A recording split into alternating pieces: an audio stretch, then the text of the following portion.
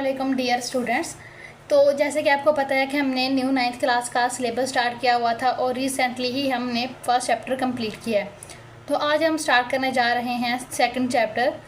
तो second chapter start करने से पहले आपको इसका इंट्रोडक्शन थोड़ा सा दिया जाए कि सेकंड चैप्टर ये लोगारिथम के बारे में है।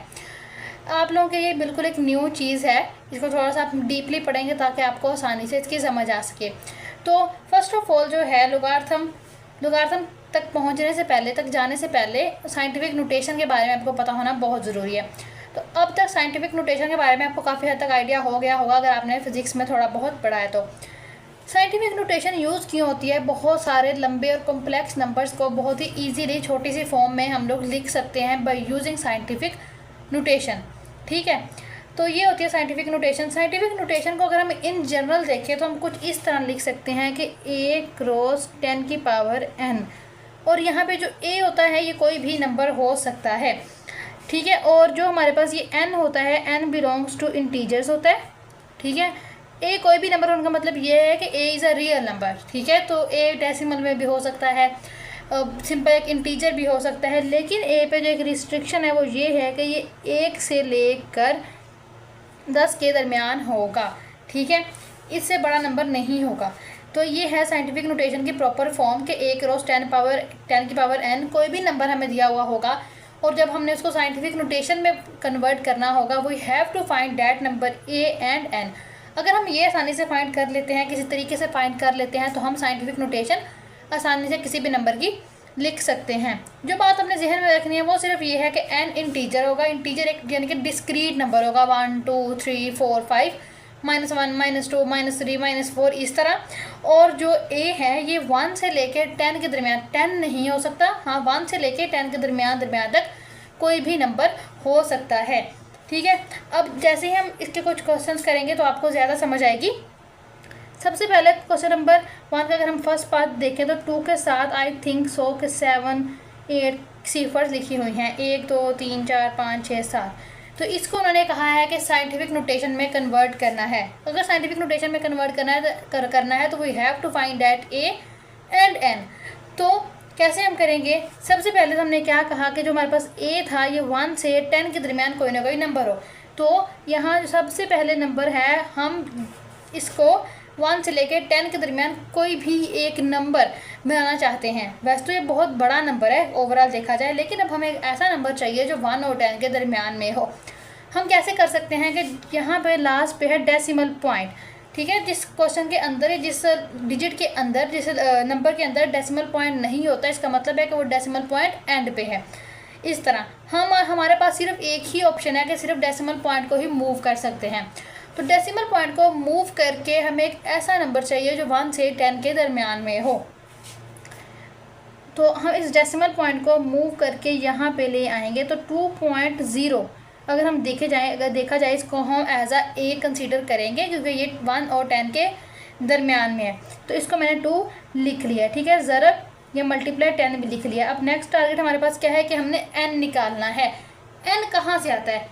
जब हम इस डेसिमल पॉइंट को शिफ्ट करते हैं एक ऐसा नंबर फाइंड करने के लिए जो 1 और 10 के दरमियान में है, तो उसके दरमियान जितने डिजिट आते हैं वो बेसिकली n होता है। देखिए मैंने इस पॉइंट को यहाँ तक शिफ्ट किया है ना, तो जितने भी डिजिट इसके दरमियान में आएंगे, नॉट नेसेसरली कि वो सिर्फ 0 ही हों, कोई भी डिजिट हो सकते हैं।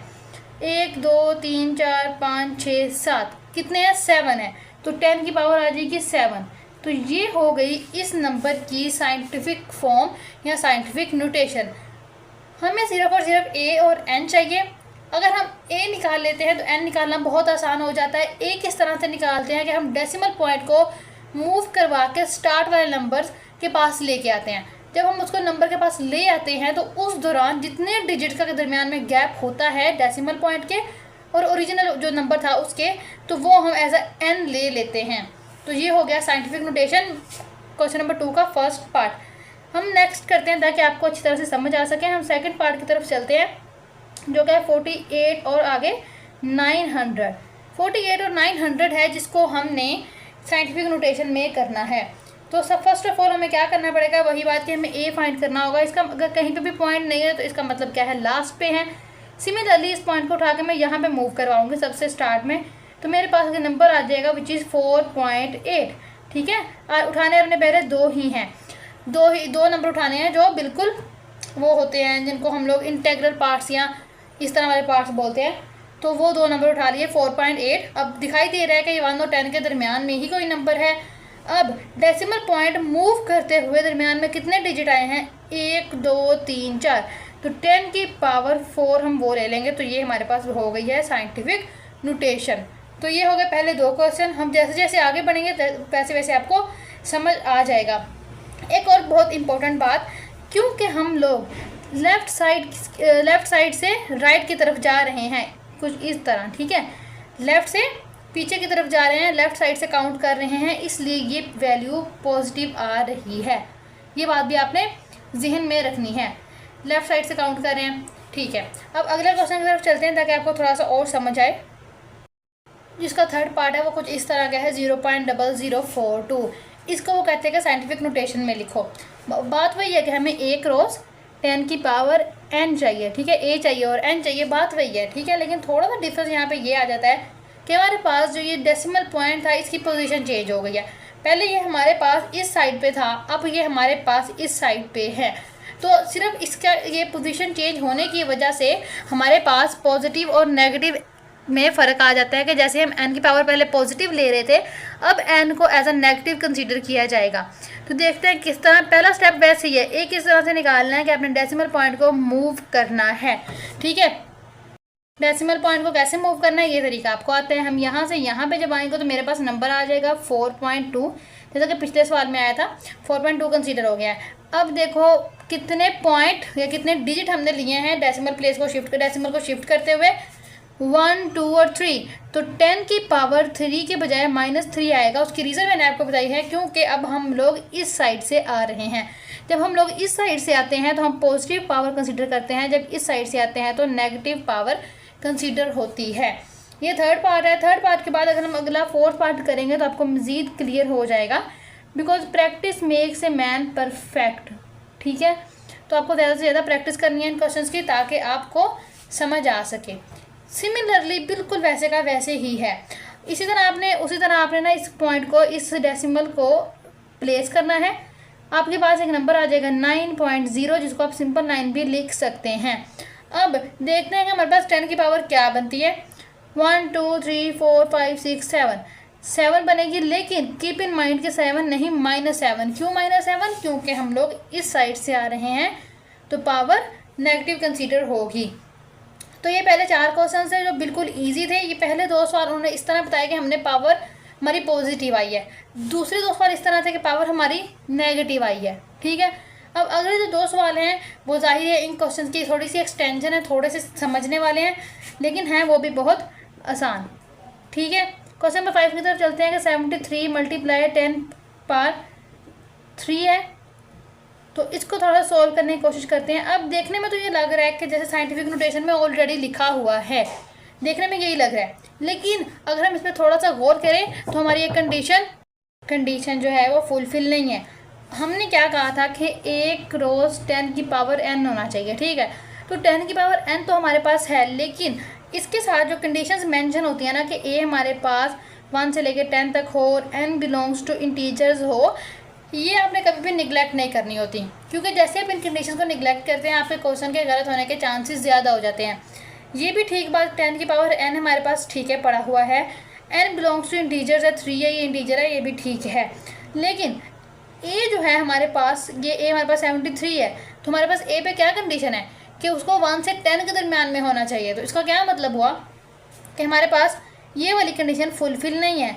इसको फुलफ़िल करने का क्या तरीका है कि 73 × 10 की पावर है 3, इसको आपने बिल्कुल कुछ नहीं करना, आप सिर्फ 73 को थोड़ा सा सॉल्व करो।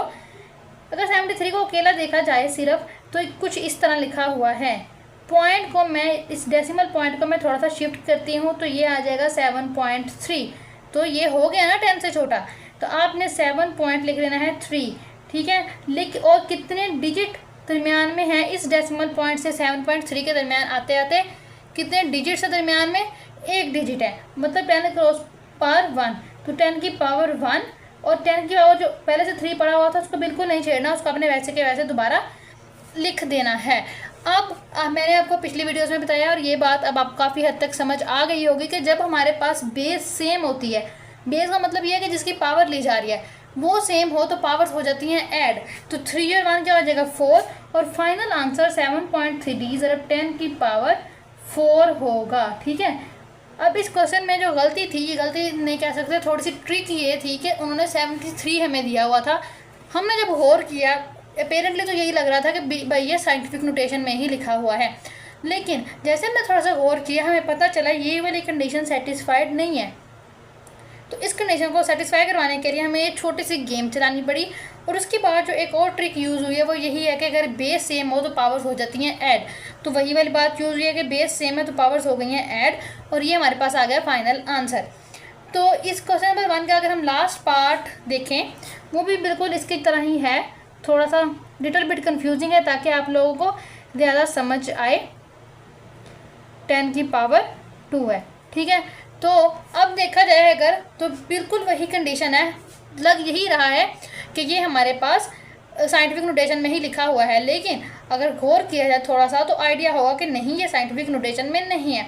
क्यों नहीं है ये साइंटिफिक नोटेशन में, देखते हैं।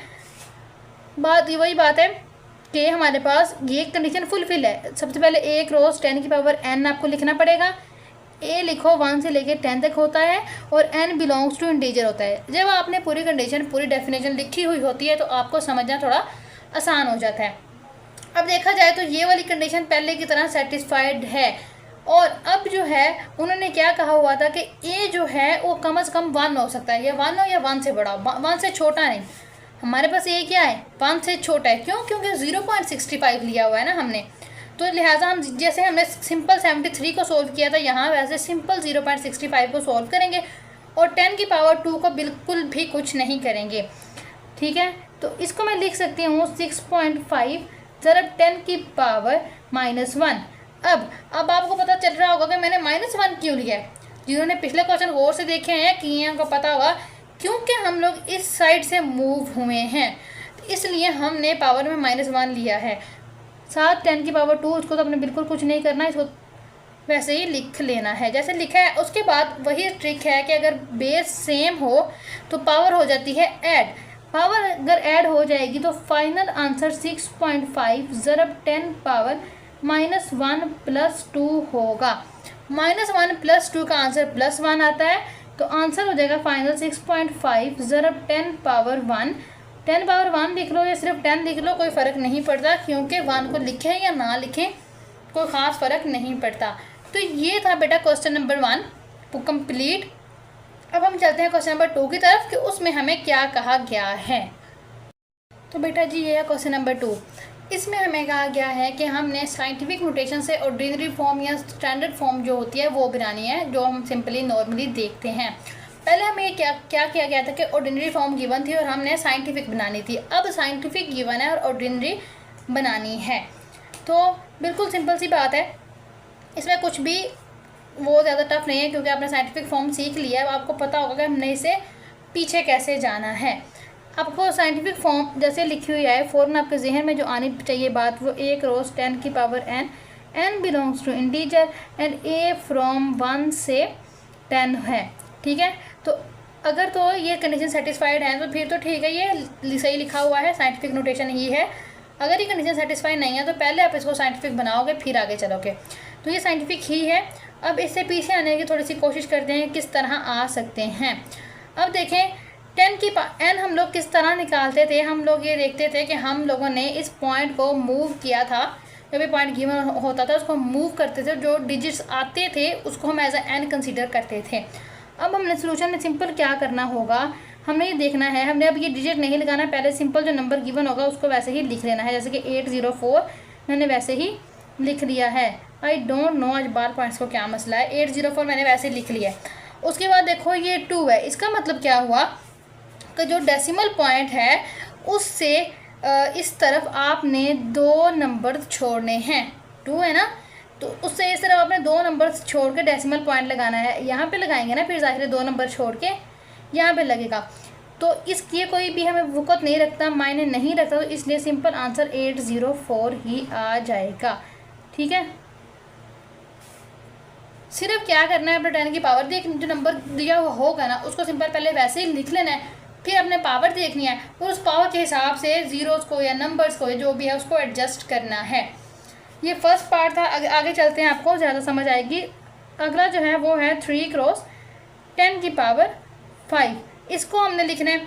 अब देखो ये 3 ही है, ठीक है, हमने वैसे 3 लिख लिया है और 10 की पावर 5 है और पॉजिटिव 5 है। इसका मतलब क्या है कि 3 के आगे हमने 5 डिजिट हमें चाहिए, उसके बाद डेसिमल आना है।